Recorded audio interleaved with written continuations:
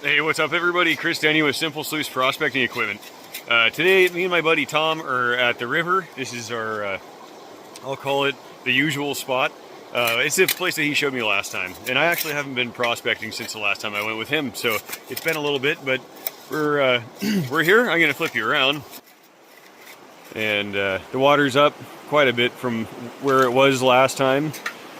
There's Tom, the gentleman that's nice enough to show me to his spot. So there's a lot less options for setting up the sluice.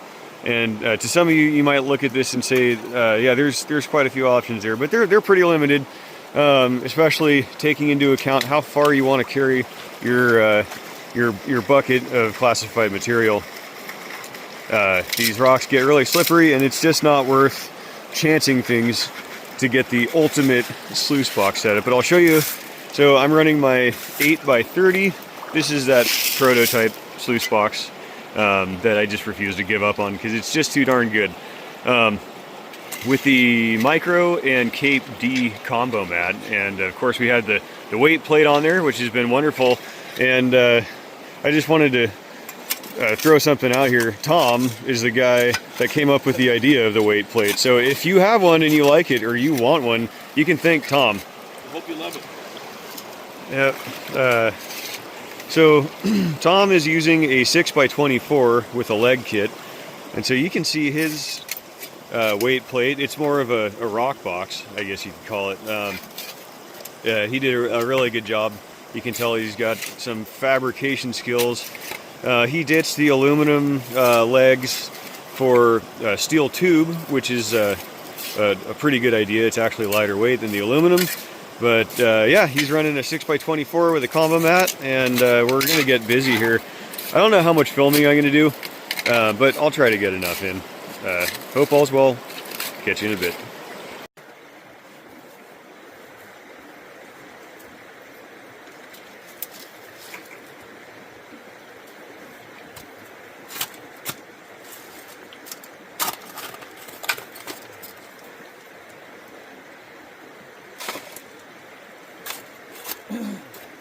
So, per Tom's recommendation, I picked up what's called a coral shovel. It has a long handle and a small 6-inch spade, and I'm sure glad he did. He let me use his last time, and it saves your back a lot of pain. So, having the small head is necessary when you're digging in these rocks. If you bring a full-size spade shovel, you're really going to struggle. And that is why it takes so long for us to classify a bucket. Because you're dealing with this kind of stuff, and it just takes forever. But I'm excited to finally put my new shovel to work.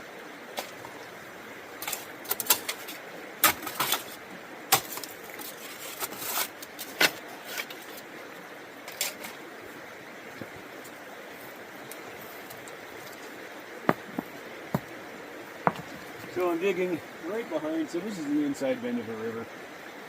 And you have this natural obstruction here. You can tell that this hasn't been dug out in quite some time. And I think it's going to be a good spot to find some shiny.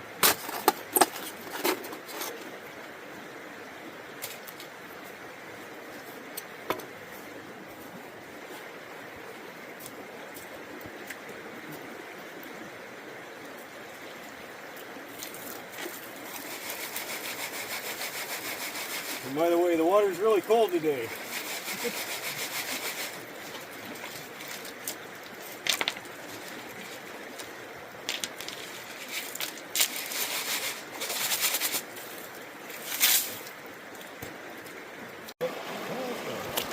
Alright, I'm just getting going, and I'm not in love with the flow rate that I have here. Come on, get off of there. It's peeling away, but not very fast. You can see the Cape D's holding on to a little bit more than I'd like. it's always kind of going to. I mean, you can see it is cleaning out, but so I'm gonna mess around here and see if I can get us some better flow. Okay, so this is the 4th sluice box location, and I think I found a middle of the road. It's clearing up decently. Got a nice pattern coming right down the center, and you can see that the Cape D is cleaning out reasonably well.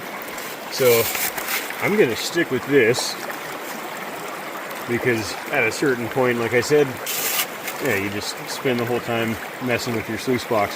I feel pretty good about this. I have ran in worse conditions than this, and it's still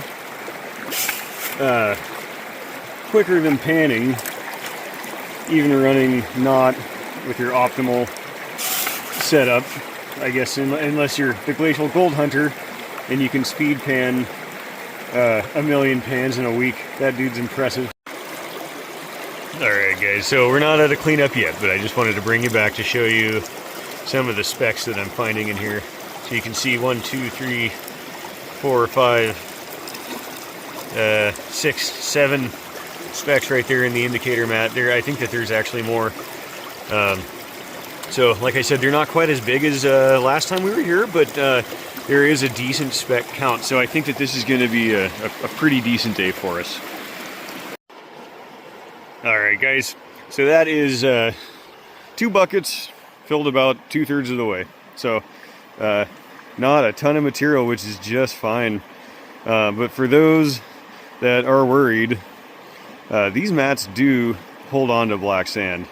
They hold on to as much as needed, but not too much. So it's enough to bury the gold, keep it safe. But it doesn't hold on to excessive amounts like other, well, we just won't call anybody out, but there's plenty of sluice boxes out there that will hold on to 2, 3, 4, 5 times this, and that's a lot to pan through. So anyway, I'm gonna pan this out and show you what we got. Alright guys, so here I'm trying to clean up some of the black sand. I know that glare probably isn't working very well for the camera, but we get what we get sometimes. So you see that gold popping up, some trying to get away. It's actually going pretty good. So the spec count is higher than I expected, and oh, sorry, get you back in focus. I was paying attention to what I was doing and not what the camera was seeing. But yeah, you can see there's just it's popping up all on the top, which is kind of rare because usually when I'm panning things back, shows up in the toes, and so for me to get some in the middle, that indicates to me that that I'm on some good gold. But yeah, check that out guys. I'm gonna finish panning all of this probably at home. Not sure if I'm going to run it over the cleanup buddy or not. I might just do the whole thing. So doing it here at the river is it's pretty time consuming, and it definitely takes away from, gosh, that it's just looking so good. It takes away from sluice box running, and so that's why I clean stuff up at home. I did have a commenter, and this is a very legitimate comment, and I appreciate it. Ask why didn't you just clean this up, take 5 minutes on the river to clean it up, when I did a video using the cleanup buddy. And I guess there's a couple answers to that. Panning through these black sands takes a really long time, and longer than you would think. So if you just shovel a bunch of dirt into a pan, you can run through a mountain of material really quickly. When you have these heavies all concentrated into a pan, it takes a really long time. You're trying not to lose gold like I'm doing right now. So I think I'm just going to get the stuff up in the snuffer bottle. And the other reason is because I do like to kind of showcase some of my products, and one of them being a cleanup buddy. So it's good to get some stuff on video. Gosh, that guy keeps trying to get away, and I'm bumping the camera. Okay, I'm gonna get back to work here, eat some food, and get back to sluicing.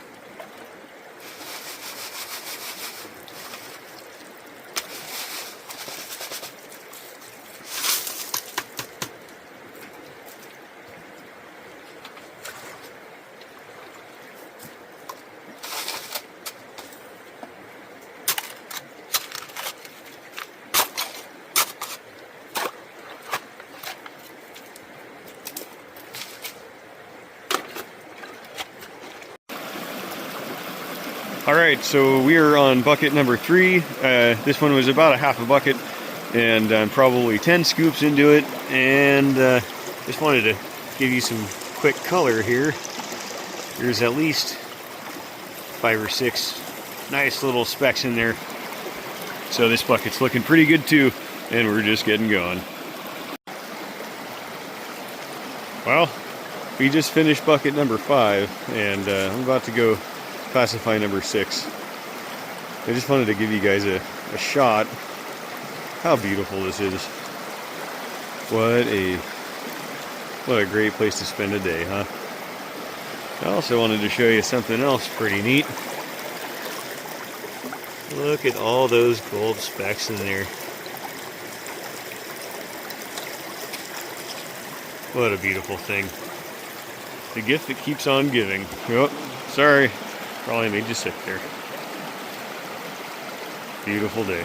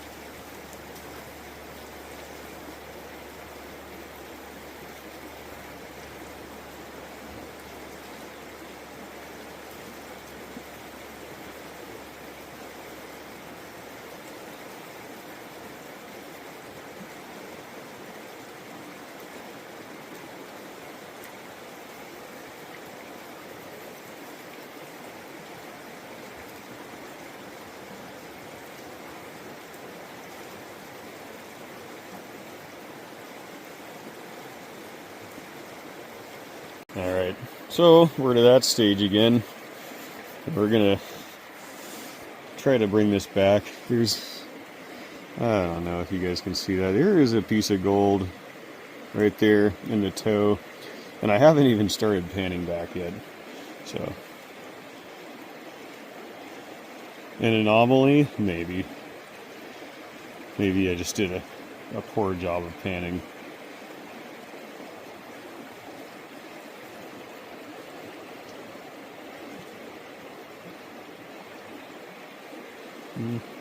There's 2 pieces in that corner now. So that's normally how it works for me. I see them in the toes. I see a chunk up there in the top too. A chunk. Like we get chunks of gold. I see a flake.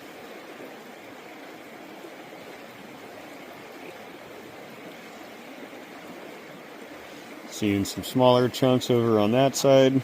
Try to push those guys right on up there. Ah, there's another piece of gold. I don't care how many times I do this. It's exciting every time. Every piece of gold. It's just exciting.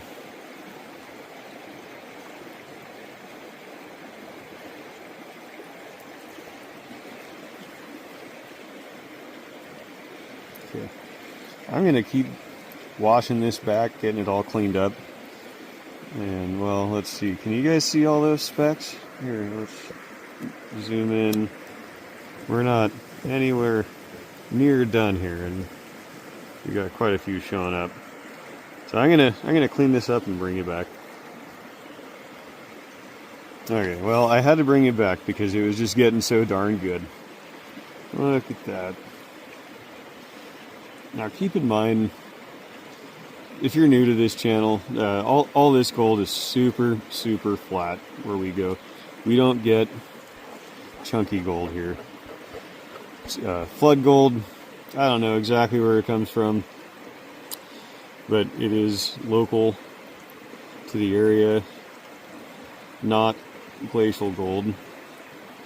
And yeah, look at all those specks. Just makes you so happy. Makes it all seem worth it. Okay guys, I'm going to show you some of Tom's gold.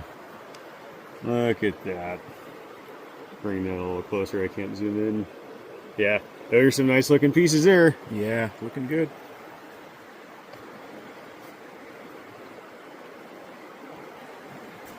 Alright, so we're back to show you guys some of the smiles in the pan. So, not too bad. This is just the last cleanup for me. Tom, you want to show him yours? Sure. Oh, and then, he's got a bunch of floating gold. Right, for everybody that says it doesn't float, it does.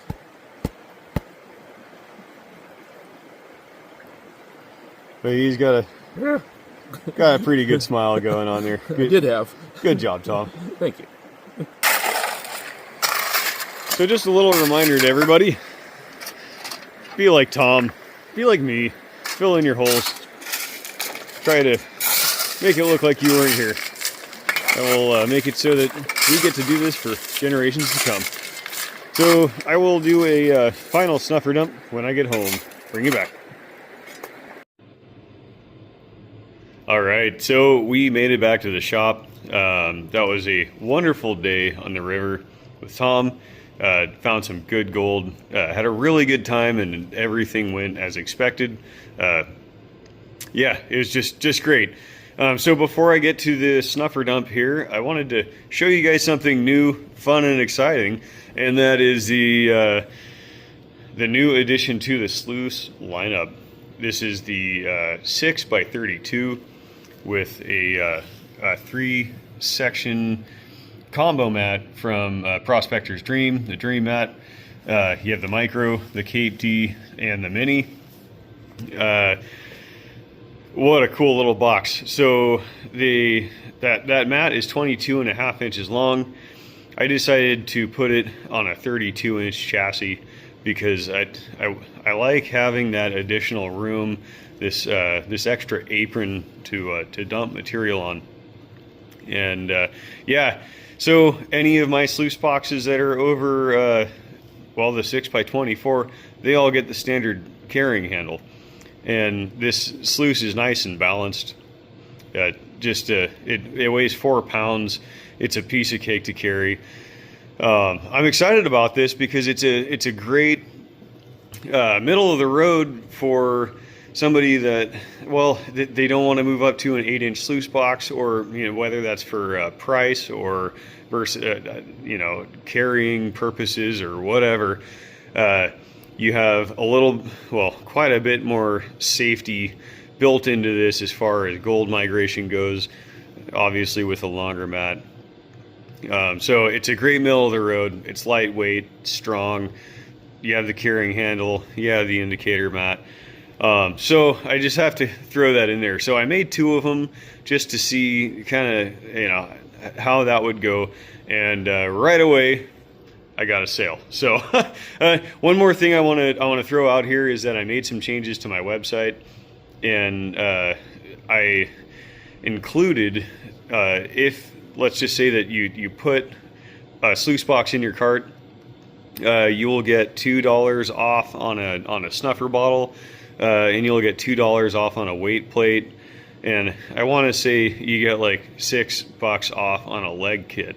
So if you buy them individually, then you're gonna pay the full price. And so I did that as a not necessarily an incentive to sell more stuff, but more to reward you, because I appreciate your business buying my sluice boxes. That's a really big deal for me.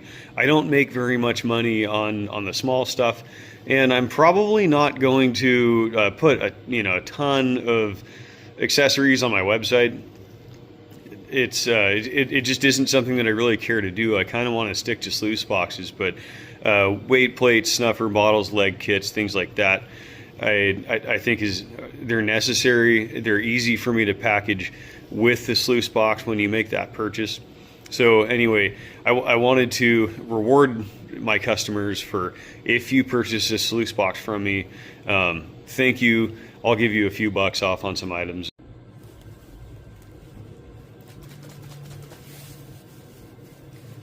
So every time I go out and I see a bunch of flakes building up in the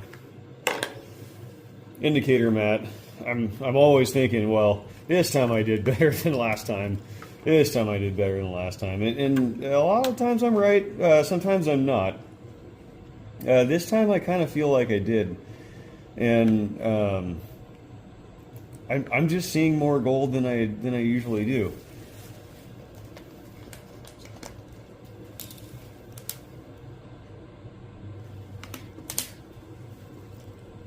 So, because we had limited time, and I didn't want to go through the process of firing up the gold buddy, there's no more gold in there.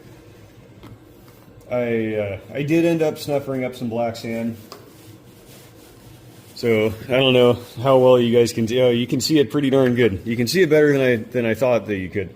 So there's some black sand in here, but I'm gonna just kind of tap that stuff up here. Bring that back.